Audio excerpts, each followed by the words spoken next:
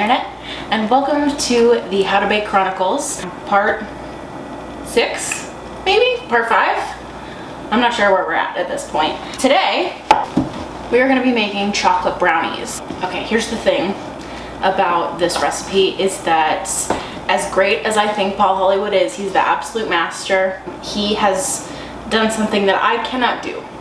Okay, he has put dried fruit and nuts into brownies. And I'm personally a brownies purist, and I can't live like that. So I'm not going to be putting dried cranberries and walnuts in my brownies. You can't make me because it's my YouTube channel. So I'm gonna do what I wanna do. Otherwise, great recipe. I have made these before, and they're absolutely delicious. Let's get started.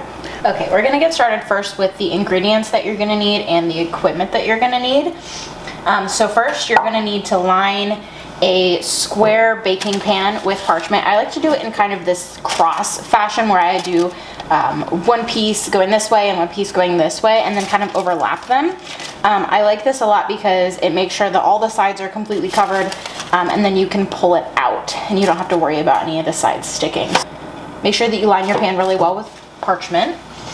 And then you're gonna need 100 grams of unsalted butter cubed, 200 grams of Bournville chocolate. We don't have Bournville chocolate in the States. It's kind of a UK thing made by Cadbury.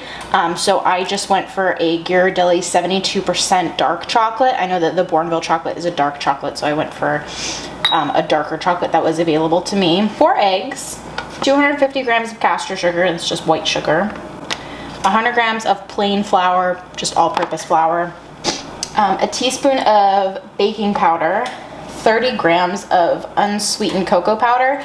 I really like to use the Hershey Special Dark. It's a Dutch processed cocoa, and I think that the flavor and the color that you get out of it is just fantastic. So I go for the Dutch process. Again, I'm changing up the recipe just a little bit to meet my preferences, but you can kind of do however you want. And then he says to add the 80 grams of dried cranberries and the 100 grams of walnut pieces. I am not going to be doing that. I don't like pieces in my brownies. I like just a brownie. And then he doesn't say to add salt, but I like to add salt to my chocolate. I think it really amplifies it, so I'm going to do 1 teaspoon of kosher salt. Additional equipment that we're going to be working with is a stand mixer. It says to use an electric handheld mixer, but I don't have one. So I'm just going to go ahead and use my stand mixer for this with the whisk attachment. And then you're going to need a spatula for this, just a silicone spatula. You're going to need a double boiler for this. So I've got just a plain pot with about 1 inch of water in it and then a glass bowl on top. Just make sure it's a heat-proof bowl. Okay, so I've got my bowl over my water that has just started to simmer. You might be able to see some steam coming up off the sides. And I'm going to add my butter and all of my chocolate.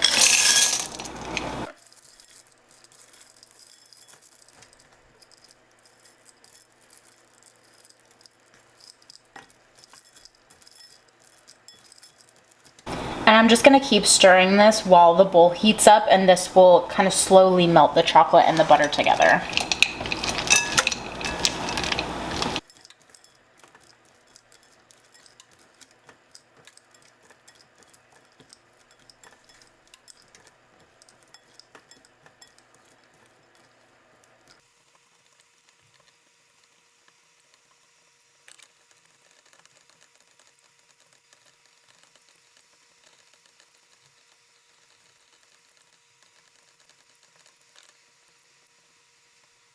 Okay, and you can kind of see now that the chocolate is definitely starting to melt and that butter is getting nice and melty as well.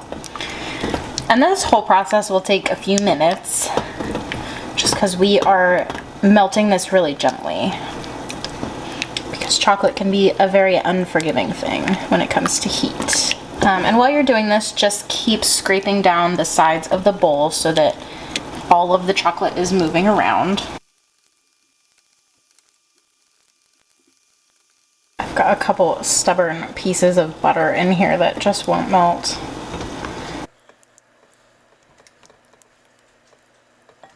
Okay, looks like we finally got them. So be careful because this bowl can get incredibly hot. So I'm gonna grab a towel and pull this off of here now that we're completely melted. And I'm gonna set this aside to let it cool slightly while we do the rest. So let's go over to the mixer. All right, what an angle. Okay, so we are at our mixer. We're gonna get started on the eggs and sugar mixture. So I'm gonna take my 4 eggs and put them right in the mixer. I'm gonna take my sugar and put it right in there as well. And we're gonna whisk this on a medium speed until the mixture is pale and thick enough to hold a trail when the beater is lifted. So about ribbon stage.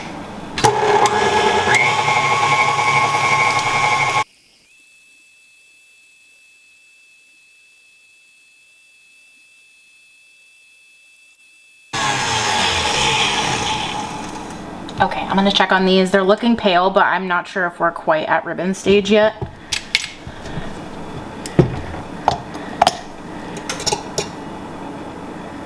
Not quite. You can kind of see like a little bit of a trail, but I think we can take it a little bit further.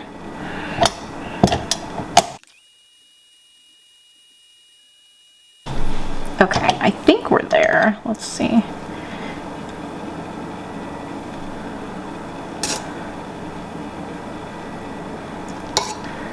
Again, there's like a slight, I really want to take it a little bit further. I might just like overdo it and, you know, fly too close to the sun, but we're gonna keep going because I just don't think we're there yet.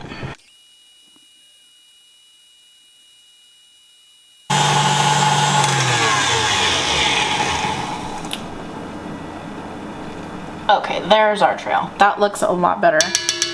So I think we're good. Let's move on to the next step. All right, we are back. Our eggs are nice and aerated. It's not like a meringue aerated, it's just, you know, kind of fluffy. Off camera while I was whisking the eggs, I was also kind of giving the chocolate a little stir every now and again, just to kind of help it cool off a little bit. So we are going to add all of this chocolate into our egg mixture. And we're just gonna fold this in so that we can try to keep as much air in these eggs as possible.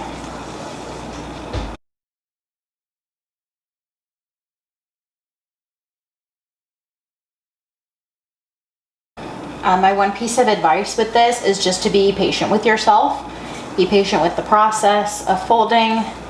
Find a little bit of zen in it if you can. You know, we can all use a moment to meditate during the day, and this is a great opportunity.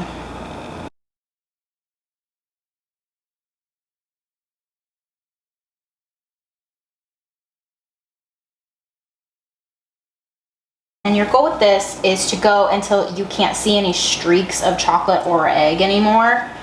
And like I said, it's just be patient with yourself. It's gonna take a few minutes.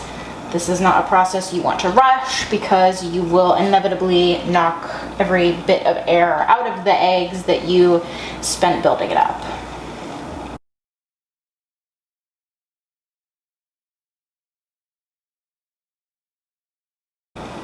Okay, so I think we're about there.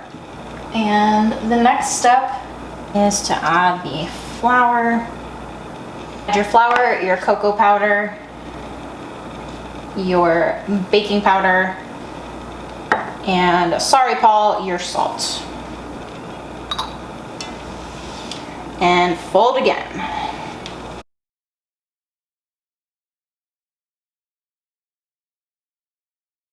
And then with this set of folding, your goal is to get all of your dry ingredients mixed in without having any kind of pockets of flour or cocoa powder anywhere.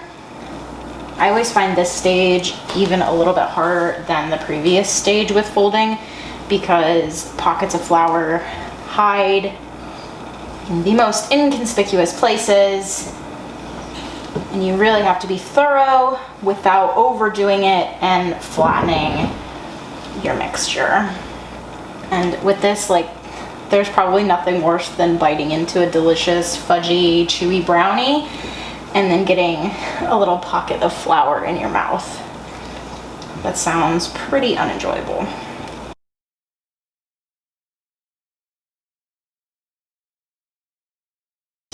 Oh, while we've been doing this, my oven has been preheating to 350. So get that ready to go. Okay, and that looks pretty well incorporated. So we're gonna stop there so I don't go crazy and overdo it. And this would be the point where you fold in your cranberries and walnuts. Again, I'm sorry, but I'm just not doing it.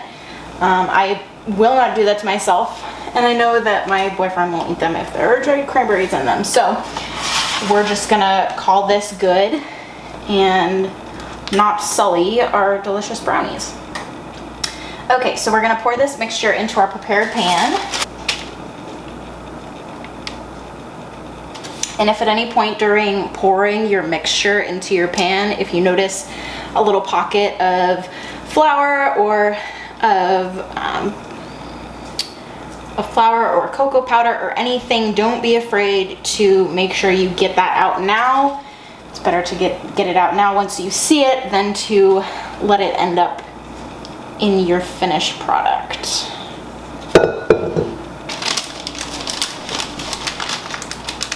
I'm just gonna spread this mixture out so that it goes to the edges.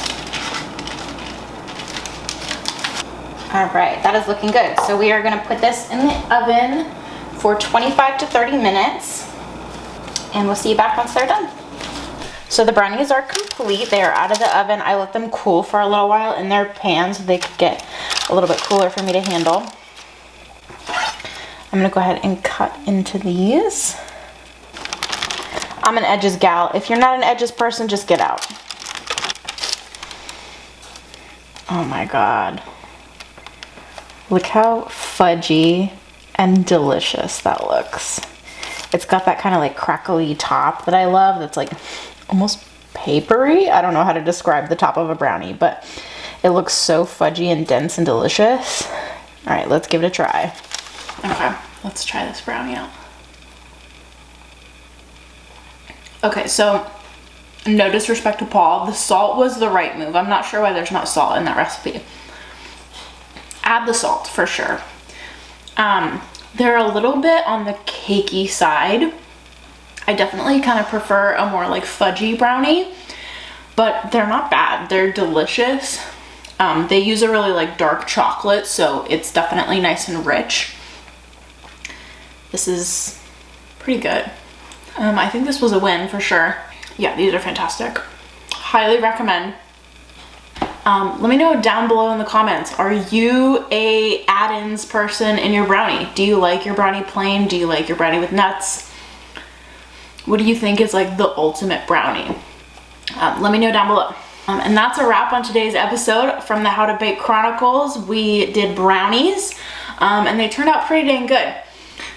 Don't forget to like and subscribe and hit the notification bell so that you can be notified every single time I post a new video. Thank you so much for watching. It really means the world to me. I hope you have a great day. Bye.